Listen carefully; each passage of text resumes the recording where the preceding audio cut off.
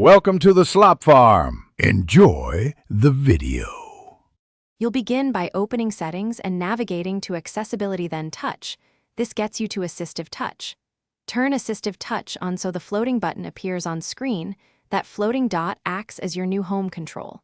Once enabled, tap Customize Top-Level Menu and replace an icon with Home. This ensures a single tap accesses the home action. Make sure you position the button where it won't block important controls, because you'll use it constantly for gestures and quick exits.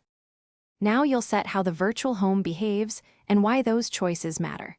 Assign Home to the menu slot. You'll use most single tap for speed, or put it behind a double tap if you want fewer accidental presses.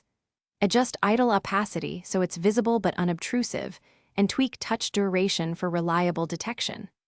Once done, configure any gesture mappings like double tap or long press so they act like a physical home button. This keeps app switching and Siri access consistent. Finish by testing the new home button across apps and on the lock screen to confirm it behaves like the original. Make sure app switching and returning to home work cleanly.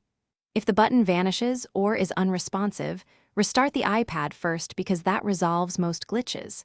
If problems persist, reset accessibility settings to default, but remember this will clear other customizations.